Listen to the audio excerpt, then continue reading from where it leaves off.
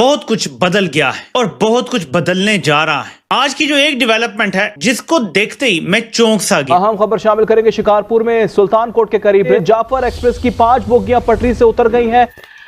Jafar Express escape rocket attack. Jaffar Express जो पहले hijack हुई थी नादरीन, उसके ऊपर अब 4 रॉकेट्स फायर किए गए। दहशतगर्दों की जानिब से 4 रॉकेट्स फायर किए गए। इसके ताने बाने जो हैं वो अफगानिस्तान से मिलते हैं और इंडिया से मिलते हैं। आप बाहर के दुश्मन को जो बाहर नजर आ रहा है उससे तो मुकाबला कर सकते हैं, ठीक है। ये जो अपने अंदर दोस्तों की शक्ल में आसपास हैं, इनका क्या करना है? वो दहशतगर्द जो आपके बच्चों को रोक रोक के उनकी गर्दनें काट रहे हैं, जो ट्रेनों को उड़ा रहे हैं, जो एक ही आपके जो लोग चौकियों पे खड़े हैं, जो आपके लोग आपके लिए आपकी बच्चों की हिफाजत के लिए जाके सरहदों पे खड़े हैं, वो रोज़ आते हैं, रोज़ जवानों को, फौजी जवानों को, पुलिस अफसरों को, रेंजर्स को रोज़ शहीद करके जा रहे हैं और अब सिविलियंस को शहीद कर रहे हैं। तो ये तालिबान को अगर आप ये समझें कि आप डरा के या धमका के कुछ चीज़ें कर लें तो हिस्ट्री इसकी डिफरेंट पिक्चर पेश करती है। आप देखिए कि इन्होंने अपने मुल्क को बम करवा लिया।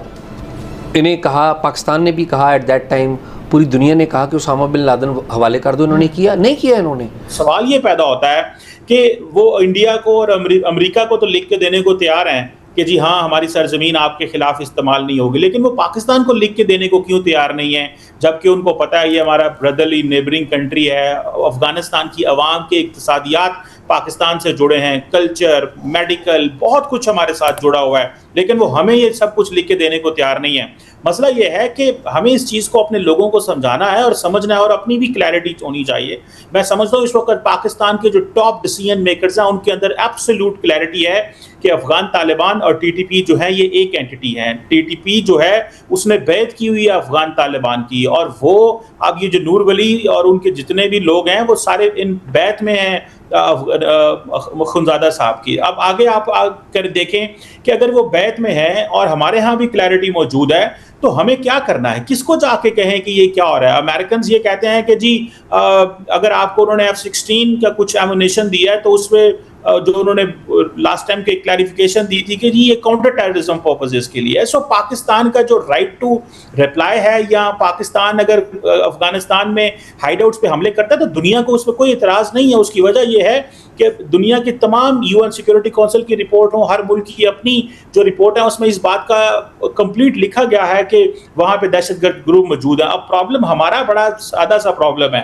अफगान तालिबान या तो $100 के नोट को समझते हैं या बिग बैरल जो गन है उसको समझते हैं। अब डॉलर हमारे पास है नहीं है, अब हम क्या करें? टेबल के ऊपर हम बैठे हुए हैं और हर रास्ता तलाश करने की कोशिश कर रहे हैं। अगर कोई और मुल्क उनको बिठा के समझा सकता है तो तब भी ये बात जो है वो की जा सकती है। देखिए 4 सालों में अगर अफगान तालिबान डिप्लोमेसी का सहारा ले रहे होते तो आज तक वो दुनिया को कन्विंस कर लेते कि भाई हमें रिकग्नाइज करें। क्यों दुनिया उन्हें रिकग्नाइज नहीं करना चाहती? क्योंकि वो अपना रवैया, बिहेवियर के ऊपर बड़े रिजिड हैं।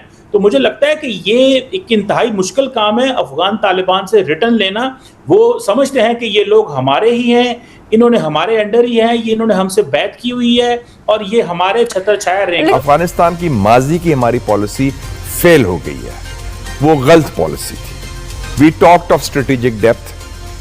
फिर एक जमाना था, मैं खुद मौजूद था, आप कहते हैं खबर दें, 5 जुलाई 2022 को इमरान खान की गवर्नमेंट नहीं थी, प्राइम मिनिस्टर शहबाज शरीफ थे, और हमें नेशनल सिक्योरिटी ब्रीफिंग दी गई जिसमें जनरल बाजवा थे, general Faiz core commander Peshawar थे और general Nadeem Anjum DG ISI थे। और उन्होंने कहा कि हमने फैसला किया है कि हम गुफ्तगू शुरू करेंगे, टॉक्स विद द TTP, और उसकी क्या जरूरत है, क्या अफादियत है, फलाना फलाना फलाना। उसमें कुछ लोगों ने इख्तलाफ किया, जिसमें मैं भी शामिल था, बिलावल भुट्टो भी शामिल था, मोहसिन दावर भी शामिल था, सेनेटर मुश्ताक भी शामिल थे। ये 3-4 लोग थे, you can count on the fingers of one hand. और बल्कि मैंने कहा कि आप मुज़ाकरात करें, हु आर योर गारंटर्स? तो जवाब मिला कि जी गारंटर्स तो अफगान तालिबान हैं TTP के इस टॉक्स के। तो हमारी जो शॉर्ट साइटेड पॉलिसीज थी उसमें मैंने मिसिंग पर्संस का भी इशू रेज किया। By the way general Bajwa से मैंने क्वेश्चन किया, आर्मी चीफ थे, कि ये जो मिसिंग पर्संस हैं बलोचिस्तान के या खैबर पख्तूनख्वा के या किसी और सूबे के भी हों, ये एक दब्बा है पाकिस्तान पर, इट्स अ ब्लैक स्पॉट। मैं कहा पाकिस्तान वो मुल्क है जो जमहूरियत की पैदावार है, जिसके लीडर बानी कायद आजम मोहम्मद अली जिन्ना ने इंपीरियल लेजिस्लेटिव काउंसिल में जो था भगत सिंह, जिसको ब्रिटिश टेररिस्ट कहते थे, उसके लिए आवाज उठाई थी कि उसके भी ह्यूमन राइट्स हैं। तो मैं क्या, हमारा तो डीएनए में है इंसानी हकूक की हिफाजत और जमहूरियत की पासदारी। तो ये ब्लैक ये जो है मिसिंग पर्सन, तो उन्होंने जवाब दिया कि ये उसका हल ये है। तो मैंने कहा, उसके प्राइम मिनिस्टर थे शहबाज साहब, उस वक्त भी थे, मैंने कहा शहबाज साहब सीज द मोमेंट, ये कानून साजी करें जो कह रहे हैं फौज वाले, और ये ताकि मसला खत्म हो। लेकिन पता नहीं उसके बाद बात ही खत्म होगी ना, वो खौफ इतना है बात नहीं कर सकते, गवर्नमेंट वाले खुद खौफजदा हैं और वो अपने साए से डरते हैं। तो यानी सर तुर्किया में इस्तांबुल के अंदर डेडलॉक क्रिएट हो चुका है हमारी नेगोशिएशन में, यानी टर्की भी कह रहा है कि मुज़ाकरात करो, दोहा भी कह रहा है मुज़ाकरात करो, कतर, लेकिन इंडियन इन्फ्लुएंस और पैसा इस कदर ताकतवर है कि अफगानिस्तान लग यही रहा है कि इंडिया की साइड पे चला जाएगा, which will have serious consequences for us. लग ये रहा है कि ये जो दौरा हुआ है उनके वजीर खारजा का 1 हफ्ते का, उसमें काफ़ी एक स्ट्रेटेजिक रीअलाइनमेंट हुई है काबुल रजीम की, और उनकी जो हिंदुत्वा जो है, जो इस्लाम दुश्मन और पाकिस्तान दुश्मन हुकूमत है हिंदुस्तान की, उनके साथ अब काफ़ी गठजोड़ बढ़ रहा है। लेकिन हम भी अपना होमवर्क ठीक करें। देखें, हमारी काउंटर टेररिज्म स्ट्रेटजी नहीं है पाकिस्तान में। हमने एक बाड़ बनाई थी अफगानिस्तान पाकिस्तान बॉर्डर में, जो 2600 किलोमीटर लंबी है।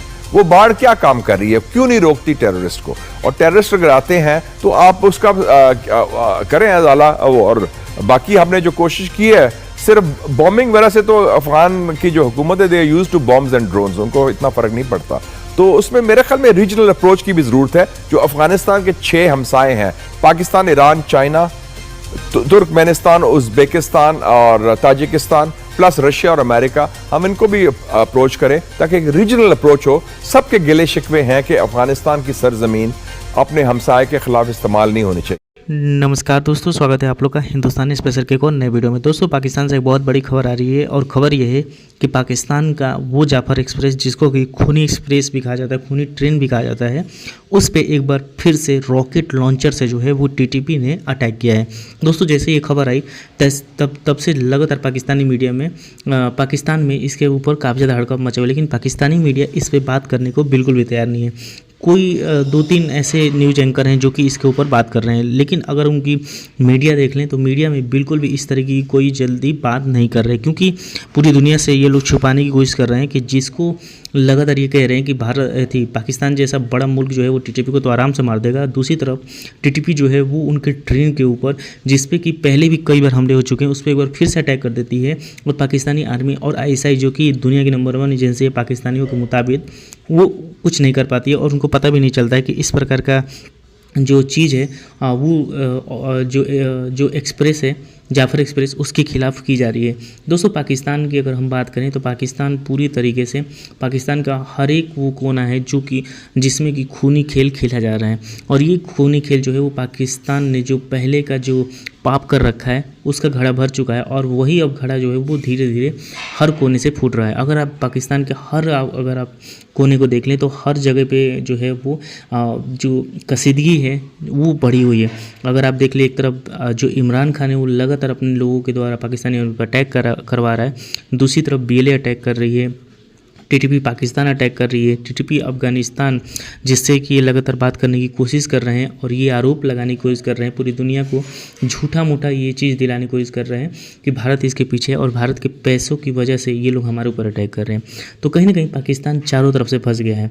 अब पाकिस्तानी आर्मी को ये समझ में नहीं आ रहा है कि वो किस चीज़ को आगे लेके आए और किस चीज़ को पीछे छोड़े, क्योंकि हर एक वो चीज़ जो पाकिस्तान में हो रही है वो पाकिस्तान के लिए तकलीफ़ दे रही है, क्योंकि पाकिस्तान का हर वो हिस्सा जो कि काफ़ी ज़्यादा जो है वो काफ़ी दिनों से धुधक रहा है, वो लगातार टूटने के कगार पे आ चुका है। अगर आप पाकिस्तान के हर एक कोने को देख लें तो लगातार हर जगह पर अटैक हो रहा है। POK में लगातार प्रोटेस्ट हो रहे हैं, और POK के लोग खुद ये बोल रहे हैं कि हम चाहते हैं कि हम जो है वो भारत में शामिल हो जाए। ये भारत की तरफ से नहीं, POK के लोगों की तरफ से कहा जाए तो पाकिस्तान, इसीलिए पाकिस्तान को समझ में नहीं आ रहा है कि वो आखिरकार करे तो करे क्या, क्योंकि लगातार हर जगह से पाकिस्तान को जो है वो गलत न्यूज़ ही सुनने को मिल रहा है। कभी उसको खुशी का न्यूज़ जो है वो सुनने को मिल ही नहीं रहा है, और इसीलिए पाकिस्तानी जो है वो काफ़ी ज़्यादा परेशान है। और वो जो है वो सीधा सीधा आरोप भारत पे लगा देते हैं। दोस्तों जैसे कि आपने इस वीडियो में देखा कि कमर चीमा, आपको पता है कमर चीमा अपने यूट्यूब चैनल पर आके कितनी अच्छी अच्छी बातें करता है, लेकिन जैसे ही वो पाकिस्तानी न्यूज़ चैनल पर जाता है तो फिर वो भारत के खिलाफ बोलना स्टार्ट कर देता है। और इस वीडियो में भी आपने देखा कि कैसे वो भारत के खिलाफ बोल रहा है कि भारत इसके पीछे है और पैसे दे के भारत करवा रहा है, हमारे पास पैसे नहीं हैं।